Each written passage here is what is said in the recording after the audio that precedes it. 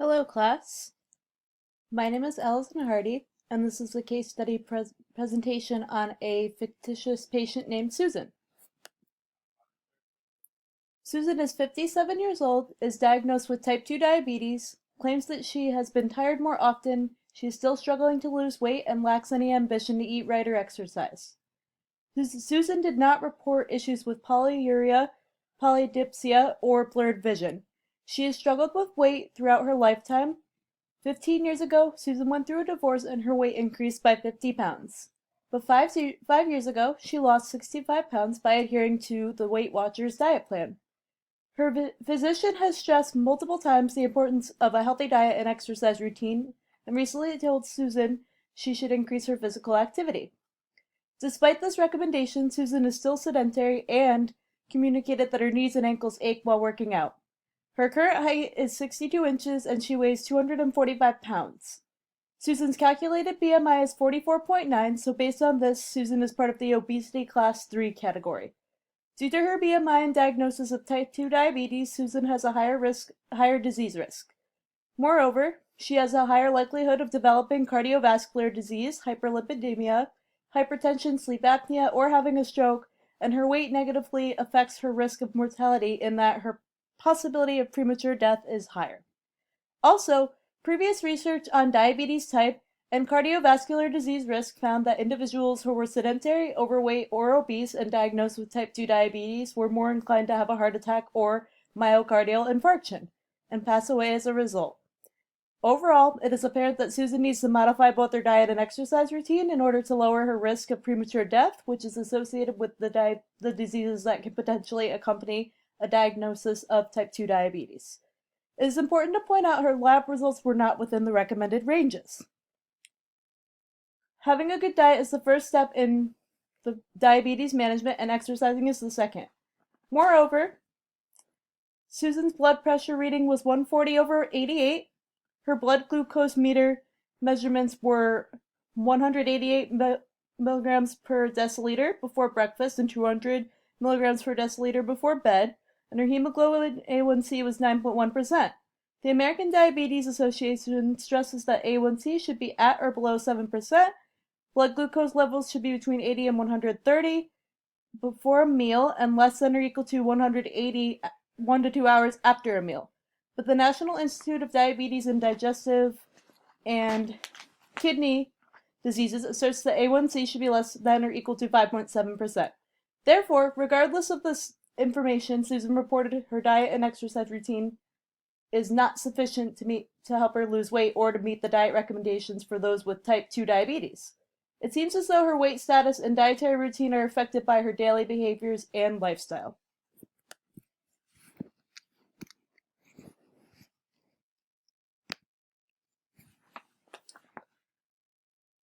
Susan's children are grown and no longer require her help, which factors into her struggle with obesity. She blames her mother's southern cooking because she struggled with her weight since she was young. The dietary habits of an individual's family and friends have the potential to permanently influence their perception of foods and their choices. Although we did not know whether her mother or father were overweight or obese with any of the associated diseases, it is possible that genetics and environment each impact Susan's weight status. It can be assumed that throughout Susan's lifetime, her daily calorie and fluid intake likely outweighed her energy expenditure, which leads to an increase in weight. Susan enjoys comfort foods during the evening hours and as of right now is not following a diet plan. She mentioned that she tries to control her sugar intake because she knows that the overconsumption of sugar is bad for individuals with diabetes. It is notable that Susan finds it hard to avoid consuming sweets late at night, but finds it easy to monitor her intake during the day. Susan's social network could aid her in meeting both diet and weight goals because environment seems to influence her motivation the most. In addition to her diagnosis of type 2 diabetes, Susan is prescribed insulin, lisinopril, hydrochlorothiazide with triantarene, and Prozac, and she chooses to utilize St. John's wort and a daily multivitamin. Due to this, she needs to be drinking enough fluids to stay hydrated. Decreased sodium and calcium intakes may be required, and fatigue is a side effect of most of these drugs.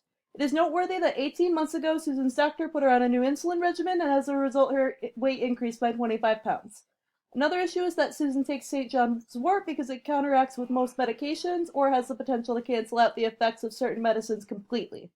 Included in the medicines that St. John wort interacts with are Prozac. So this could be partially responsible for Susan's lack of motivation because Prozac is an antidepressant used to treat OCD, bulimia, or panic disorder. Furthermore, in order for Susan to benefit from taking the diabetes medication, she should be educated on the effects of St. John's wort or daily multivitamin can have on medications that she is prescribed. In order to fully benefit from her medication regimen and successfully lose weight, eat right, and meet her goals, a detailed plan needs to be outlined and implemented with the assistance of a nutrition or dietetics expert. The problems that Susan faces are inactivity, obesity, self-monitoring deficit, and excessive oral intake, which are related to her etiologies, type 2 diabetes, and obesity. Susan seems to have a food and nutrition-related knowledge deficit concerning the health benefits of physical activity. The signs and symptoms are a 9-year history of type 2 diabetes, lifelong struggle with her weight, BMI of 44.9, high fatigue, reported difficulty losing weight, low ambition, sedentary activity level, and lastly, that the sensations she feels in her knees and ankles are painful when she does not choose to be active. Or when she does choose to be active, excuse me.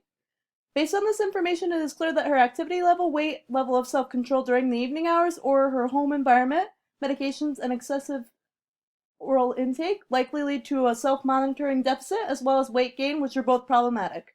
I feel that her environment has the largest effect on her weight status. Susan's current medication or current conditions or etiologies are her calculated BMI of 44.9, which is considered obesity class 3, and her diabetes diagnosis. There's an apparent food and nutrition related knowledge deficit concerning the health benefits of eating right and being active. Susan communicates a lifelong struggle with weight, fatigue, difficulty losing weight, low ambition, and both her knees and ankles bother her when working out, and that she chooses to remain sedentary even though her physician asserted a need to exercise to help her manage her diabetes and better her overall health. Susan's physician has stressed multiple times the importance of a healthy diet and exercise routine, and recently told Susan she should be exercising. Despite this recommendation, Susan is still not active and communicated that her knees and ankles ache while working out. Her current height is 5 foot 2 inches and she weighs 245 pounds, and she has a BMI of 44.9. So based on this BMI classification, she's part of the class 3 category, and due to her diagnosis of type 2 diabetes, her disease risk is also higher. She's likely to develop cardiovascular disease and other diseases as well.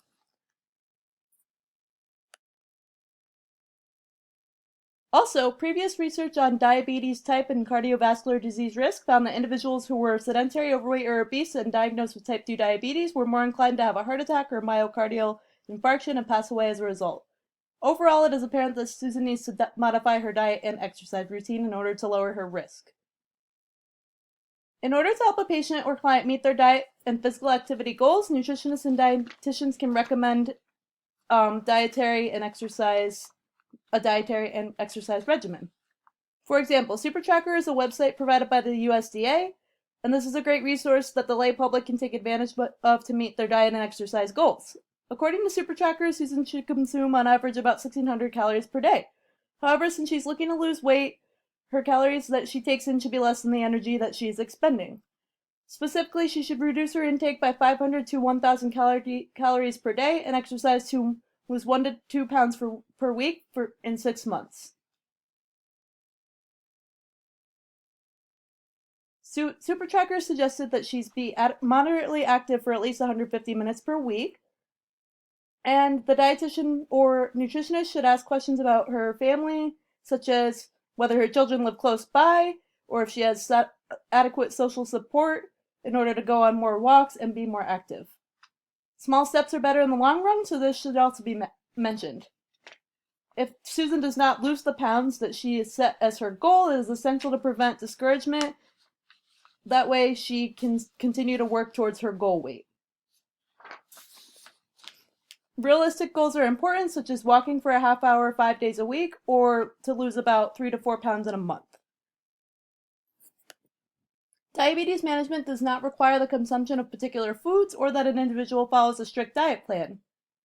But diabetes management focuses on consistent carbohydrate intake.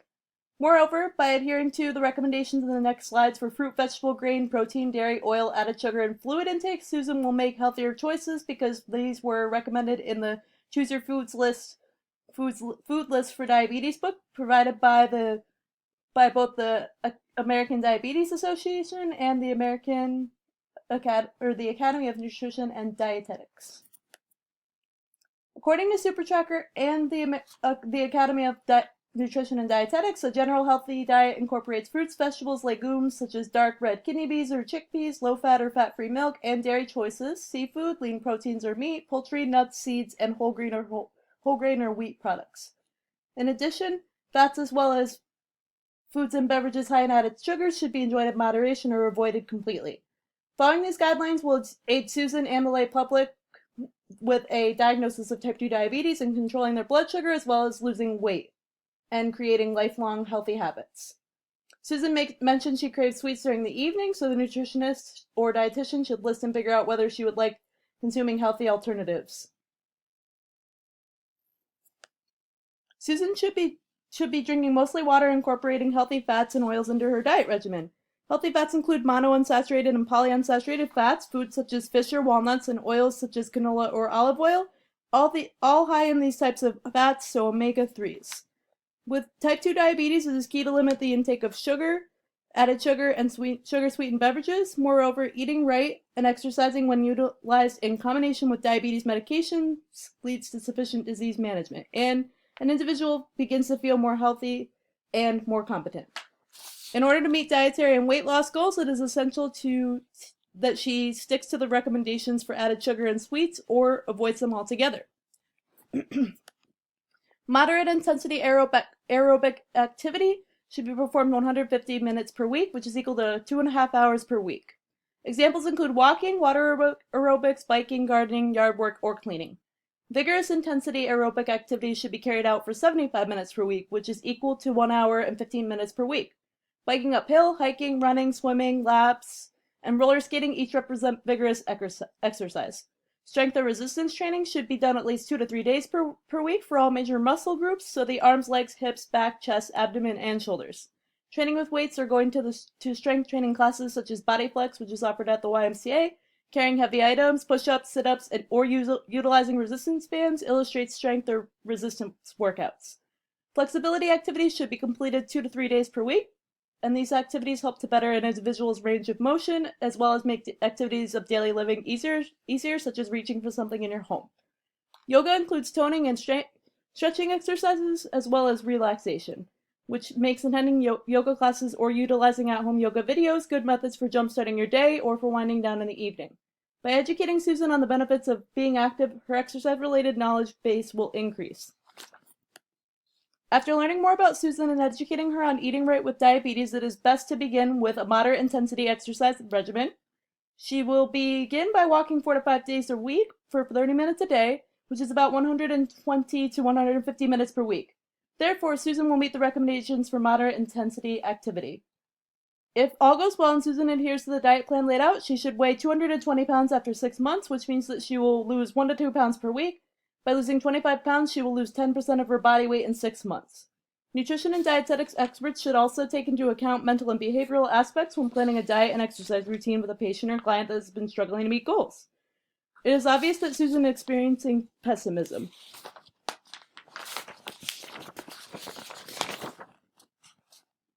And she's stuck in that never-ending cycle.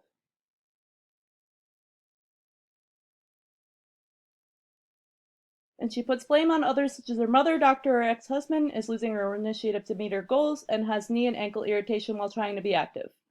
Again, the nutrition and dietitian should probe a little to pinpoint the root of these barriers. To address her ankle and knee pain, I would suggest purchasing memory foam sneakers or walking, or inserts for better support for her feet.